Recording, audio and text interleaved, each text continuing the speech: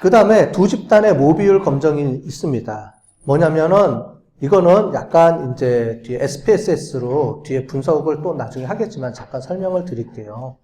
뭐냐면 비율이 있어요. 비율. 평균이 아니고 비율인데 비율은 뭐냐면 A% 대 B%를 나타내 줍니다. 자, 예를 들자면 우리 1표본에서도 한번 해봤어요. 근데 그룹이 두 개일 경우에 어떻게 가는지를 한번 보겠습니다. 자, 매 학기 토익 시험을 치르는데 1학기에는 250명 중에 150명이 700점을 넘었고요. 2학기에는 300명 중에 205명이 700점을 넘었어요.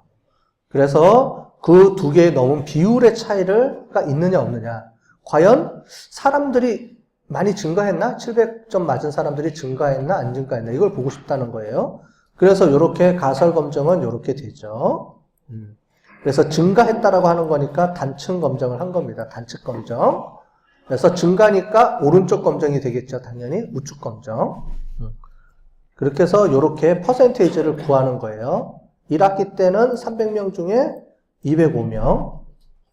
아, 이게 잘못됐구나. 이게 1학기죠? 얘가, 죄송해요. 이게 P2고 얘가 P1이네요. 그죠? 얘가 1학기 때니까 2학기 때, 즉, 60%에서 68%로 증가했는데, 요 정도는 그냥 오차로 봐줄만 한가? 증가는 안 했지만, 조금 오차 범위 안에 들어가느냐? 아니면 실제로 진짜 증가를 많이 했느냐? 보겠다는 거예요. 그렇게 해서 이렇게 우리가 검정 통계량에 의해서 계산이 되는데, 이거를 보자는 게 아닙니다. 제가 말씀드렸죠? 후반기 때는 제가 이렇게 손으로 계산하는 거 하나도 안 나올 거라 그랬죠?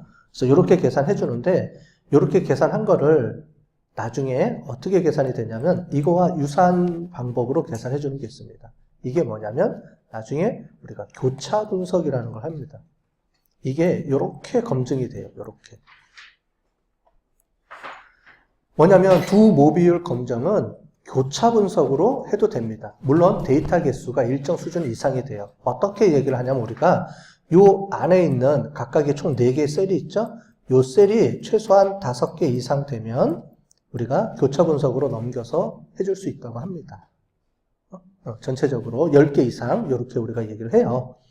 그런데 대부분 우리가 하는 거는 인원수가 많죠. 그래서 이렇게 분석을 하는 일은 거의, 위에 이런 분석을 하는 일은 거의 없고 나중에는 우리가 이 부분은 전부 다 교차 분석이라는 방법을 통해서 분석하기 때문에 교차 분석으로 넘길 겁니다.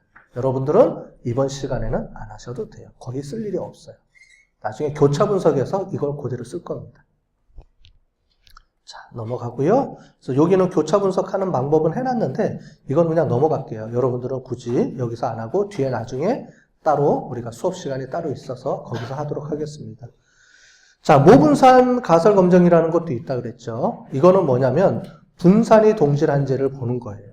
분산이 동질한제를. 보통 공정에서 지난 시간에 얘기했죠. 원샘플일 때도 공정에서 얘기한 건데 여기는 두 표본의 공정이 같은지 틀리는지를 이제 보려고 할 때 쓰는 겁니다. 그죠? 근데 이것도 우리가 통계 분석하기보다는 나중에 생산관리나 이쪽에서 많이 쓰기 때문에 여기서는 넘어가도록 할게요. SPSS 분석하는 것보다는 관리도라는 그런 개념이 있거든요. 나중에 품질 경영할 때 이런 개념을 이용해서 품질 경영에서 활용하면서 관리 차트를 그리거나 이런 식으로 표현을 다시 하기 때문에 굳이 여기서 우리가 배울 필요는 없습니다. 그래서 이것도 넘어가도록 하겠습니다.